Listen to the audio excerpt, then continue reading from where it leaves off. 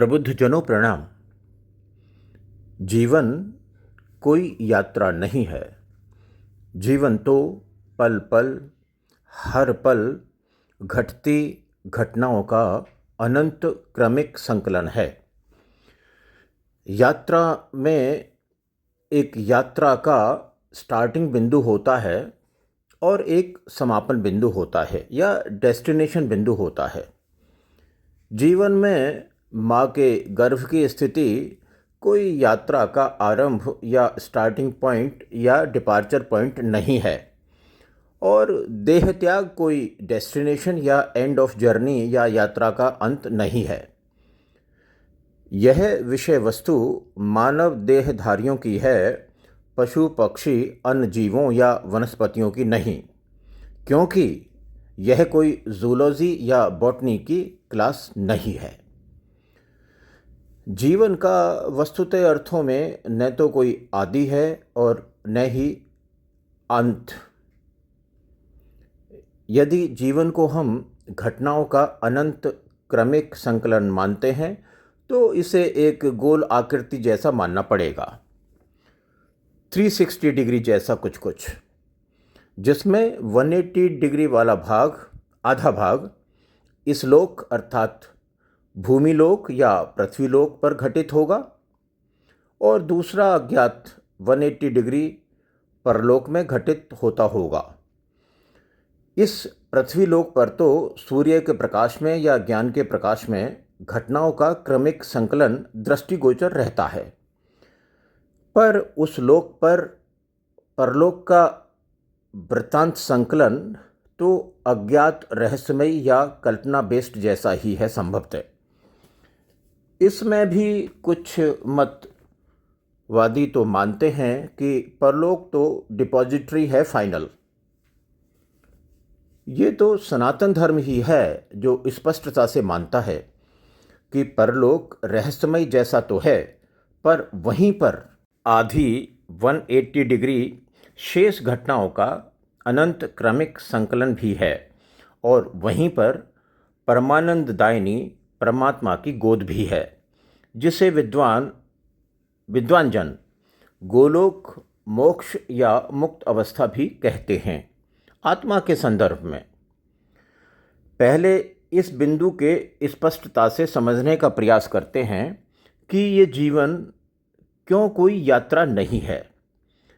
पहले तो यह सभी जानते हैं और संभवतः मानते भी हैं कि जीवन शब्द वहीं आता है जहाँ पर कोई भी विषय वस्तु शुद्ध शाश्वत चेतन तत्व आत्मा से जुड़ी होती है। जीवन शब्द का न तो कोई अर्थ, महत्व या संबंध परमात्मा से है, क्योंकि वह तो इस संपूर्ण ब्रह्मांड के प्रणेता हैं, और न ही यह जीवन शब्द प्रकृति अर्थात महापंचभूतों अर्थात पृथ्वी, जल, अग्नि, वायु एवं आकाश के संदर्भ में प्रयोग होता है, क्योंकि वो तो जड़ हैं, उनका कोई जीवन नहीं। हाँ, तो अब बात आगे बढ़ाते हैं कि यह जीवन क्यों कोई यात्रा नहीं है। नंबर 1, हर यात्रा का एक डिपार्चर बिंदु होता है और एक डेस्टिनेशन बिंदु होता है। निरंतरता का नाम ही तो जीवन है, इसका न तो कोई आदि है न अंत है। नंबर 2, जीवन शब्द केवल चेतन के संबंध में आता है और चेतन तत्व तो आत्मा है। नंबर 3, यात्रा में एक ट्रांसपोर्ट होता है और एक ट्रांसपोर्टेड होता है। जीवन तो चेतन तत्व आत्मा से जुड़ा है, जिसे किसी ट्रांसपोर्ट की आवश्यकता नहीं है। पैदल यात्रा में 2 पैर ट्रांसपोर्ट हैं और यह फिजिकल बॉडी ट्रांसपोर्टेड है। नंबर 4, जिसके लिए चेतना और शरीर दोनों में कोई पृथक अंतर नहीं, वो आगे ना सुने। अभी कहे गए 4 बिंदु इस पृथ्वीलोक के संदर्भ में हैं। परलोक अर्थात जो पृथ्वीलोक की परिधि से बाहर का विषय है, वह भिन्न भिन्न कल्पनाओं का संकलन है। सनातन धर्म तो कर्मफल के सिद्धांत को मानता है और स्पष्टता से विश्वास है कि सत्य, रज और तम इन तीनों गुणों के अधीन किए गए कर्मों का तो कर्मफल बनता है और उसका हिसाब किताब आत्मा शरीर धारण कर इस पृथ्वी लोक में ही पूरा करती है। इन तीन गुणों के पार गुणातीत या तुर्या आता है। वह कोई अवस्था नहीं बल्कि महाशून्य है। यह तुर्या ही परमात्मा की गोद है। अतः जो महाशून्य को प्राप्त हो जाता है उसका कोई कर्मफल नहीं बनता और तभी पृथ्वी लोक के जीवन क्रम के बाद अगला क्रम मोक्ष का ही आता है। पूर्व अंकों में साधारण संबोधन में जीवन यात्रा शब्द का जहाँ भी प्रयोग हुआ है वह संबोधन सहज प्रभाव मात्र है। जैसे जन्म भी किसी का नहीं होता और मृत्यु भी किसी की नहीं होती, बस संबोधन को सहज सरल और ग्राह्य बनाने के लिए जन्म और मृत्यु कहते हैं। वैसे ही जीवन यात्रा कोई यात्रा नहीं, जीवन तो घटनाओं का अनंत क्रमिक संकलन मात्र है। वह इससे स्पष्ट हो जाएगा जैसे जीवन यदि यात्रा होता तो देह त्याग इसका डेस्टिनेशन होता। ऐसा तो बिल्कुल नहीं है। जीवन को यात्रा मानने वाला भी तो अति शीघ्र डेस्टिनेशन को पाना नहीं चाहता। सोचकर देखो, यात्रा मानने का अंतिम परिणाम महापाप होता, जो कि आत्महत्या या हत्या कुछ भी हो सकता है, जबकि ये दोनों तो महापाप हैं। पर जीवन यदि यात्रा होता तो ये दोनों तो यात्रा के डेस्टिनेशन पर अति शीघ्र पहुंचा सकते थे। किसी भी यात्रा में डेस्टिनेशन पर पहुंचना ही लक्षित होता है और वही महत्वपूर्ण भी है। यात्रा में बीच के दृश्यों और बाधाओं का कोई अर्थ नहीं है, जबकि जीवन का हर घटनाक्रम नेक्स्ट से जुड़ा है। वहाँ बीच में न तो कोई गैप है और न ही कोई टाइम, जबकि हर यात्रा के डिपार्चर और डेस्टिनेशन के बीच फिजिकल गैप भी है और टाइम भी।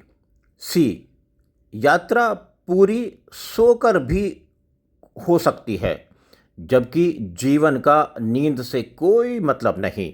यदि नींद को अज्ञान कहें तो जीवन अंधकार में हो जाएगा।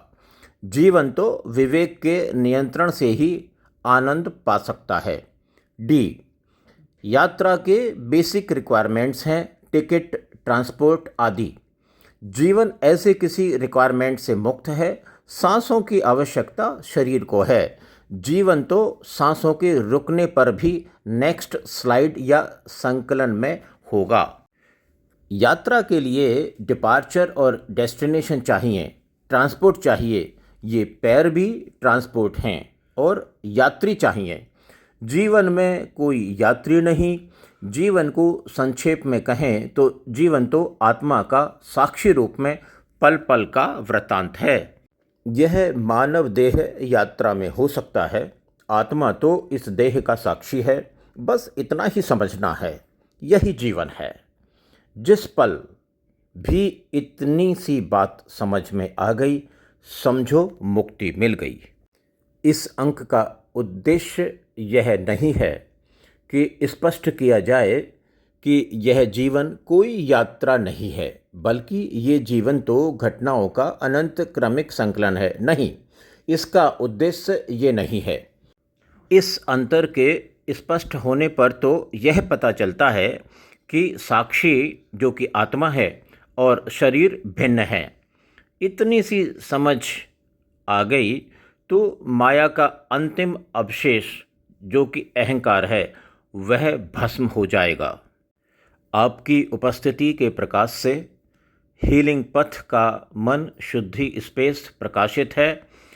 इसी प्रकाश से हीलिंग पथ आनंद पथ बन जाएगा एक दिन। यह पथ केवल स्पेस है।